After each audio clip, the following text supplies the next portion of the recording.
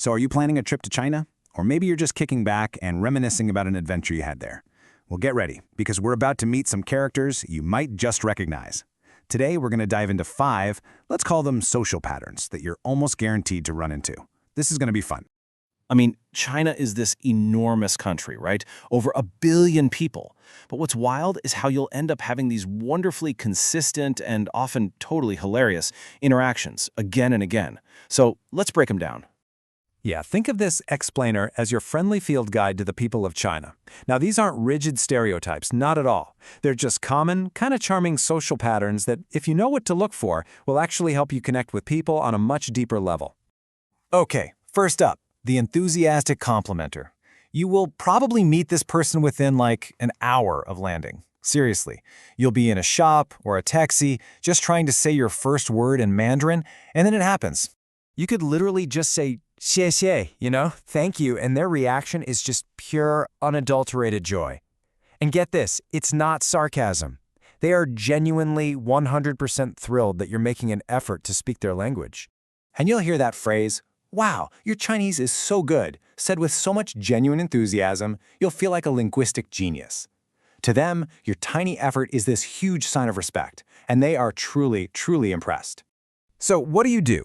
It's simple. Step 1, don't panic. Step 2, just smile and say thank you back. That's all you need. And maybe, step 3, change the subject, before they ask you to recite a Tang Dynasty poem from memory. All right, next up, we have the English practice warrior. This might just be the bravest person you'll meet on your entire trip. You'll often find them hanging around tourist spots or near university campuses, just waiting for their moment. They will walk right up to you, totally ready to practice their English. Now, their vocabulary might still be a work in progress, but their confidence? Oh, it's at 110%, always. They're just so excited to talk to a real, live person instead of an app on their phone. But hold on, it gets better. Just like a Pokemon, this type can evolve. And if you're in China for any length of time, you are absolutely going to encounter its advanced form. Ah yes, it's a classic scene. A parent spots you, the friendly foreigner, and then gently, or maybe not so gently, pushes their shy kid in your direction. The parent is determined. The kid looks terrified. And then you'll hear the parent on the sidelines doing this loud stage whisper like, use your English, say hello. It is hilarious and a little bit awkward, and congratulations, you've just become an impromptu unpaid English tutor. Now for our third type, the curious silent starer. You'll find this person on the bus, the subway, in an elevator, pretty much anywhere in public. And let me just say right off the bat, that intense stare, it is not hostile. Their stare is just pure curiosity.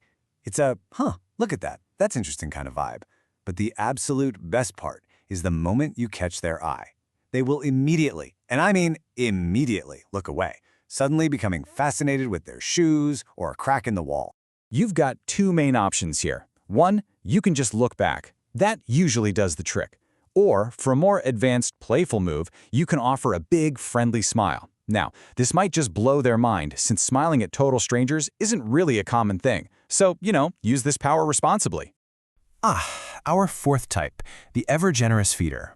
This is often a friend, a coworker, or maybe a relative, whose life mission, it seems, is to make sure you are well-fed. And by well-fed, I mean stuffed to the absolute brim. You will find yourself in this exact conversation. You'll say, I'm so full I can't eat another bite. They'll reply, just one more. You might even say, Auntie, I think I'm actually going to explode. And they will just gently push another dumpling towards you and say, it's okay, just try this one. It's a battle you simply cannot win, but it's a very, very sweet one. And here's the thing you have to understand. This is a beautiful, core expression of Chinese hospitality. If you refuse their food, they might genuinely feel like they've failed you as a host. For them, food is love. Simple as that. And finally, our 5th type, the question machine. This is the person who believes that silence is a vacuum that absolutely must be filled with a rapid-fire round of questions. They want to get to know you, and they're going to do it right now. The conversation usually starts with some easy level 1 warm-ups, right? Where are you from? Do you like spicy food? But then, before you know it, you've unlocked level 2. That's when you get questions like, how old are you? How much money do you make? And the classic, why aren't you married yet? Now, to a foreigner, this can feel a little invasive, right? But it's so important to remember the cultural context here. They're not trying to be nosy, they're just trying to build a picture of you in their head, to understand you and see where you fit into the world. And really, that brings us to the most important point of all. These types are just for fun, because underneath it all, whether it's through a compliment, a question, or an extra dumpling, these are just people. They're humans trying to connect with you in the best way they know how. Because of course, real humans don't live in little boxes. People are complicated and amazing and unique. This is just a lighthearted guide to help you appreciate some of the different and wonderful ways people might try to connect with you. The real adventure, then, isn't just spotting these patterns. It's discovering the unique individuals behind them.